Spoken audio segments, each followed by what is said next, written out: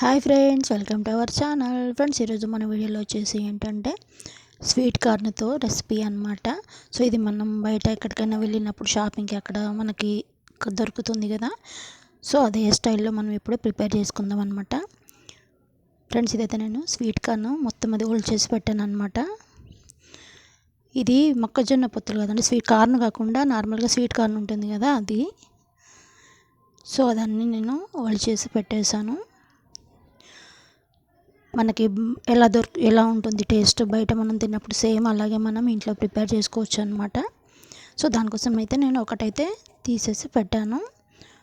So ఇది పక్కన పెట్టేసి ముందైతే స్టవ్ పైన ప్యాన్ పెట్టి, సో అది కొంచెం వేడైన తర్వాత మనం ఒక 2 టీ స్పూన్లు అంతా ఆయిల్ వేద్దాం ఫ్రెండ్స్. టీ స్పూన్స్ వేసాను నేను, టేబుల్ స్పూన్తో కాదు, 2 టీ స్పూన్స్ ఆయిల్ వేసాను.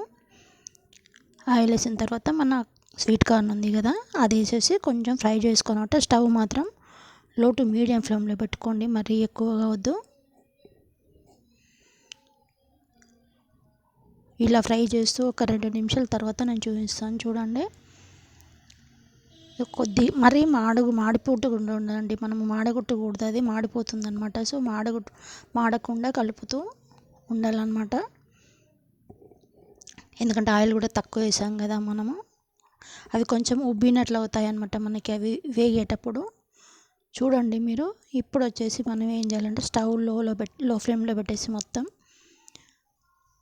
సో టేస్ట్కి సరిపడినంత కారము, ఉప్పు, నేనైతే 1/2 టీ స్పూన్ వేసాను అనమాట. కొద్దిగంత పసుపు.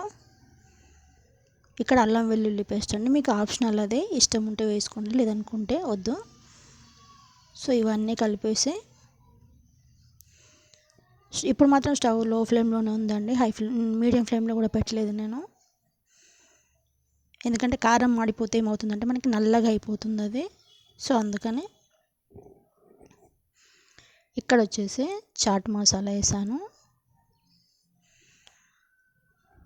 మనకి ఇలాగే దొరుకుతుందండి బయట. ఇక్కడ నేను 1/2 లెమన్ వేస్తున్నాను. ఇది ఒక 4 మినిట్స్ తర్వాత అనమాట. మనకి ఇప్పుడు స్టార్ట్ చేసినప్పటి నుంచి 4 మినిట్స్లో మీకు ఒకవేళ లెమన్ రైస్ వద్దు అనుకుంటే ఆమ్చూర్ పౌడర్ ఉంటే అది కూడా వేసుకోండి, టేస్ట్ మాత్రం చాలా బాగుంటుంది అనమాట. సో ఫ్రెండ్స్, ఇదైతే మనది ప్రిపేర్ అయిపోయింది కదా. 5 మినిట్స్ పడుతుందండి, అంత టైం ఎక్కువ పట్టదు మనకి. సో మీరు ఇప్పుడు తినేటప్పుడు కూడా నిమ్మరసం వేసుకోవచ్చు, స్టార్టింగ్లో వేయకపోతే అలా అయినా ఓకే. సో ఫ్రెండ్స్, వీడియో చూసారు కదా, వీడియో నచ్చితే లైక్ చేసి షేర్ చేసి కమెంట్ చేయండి.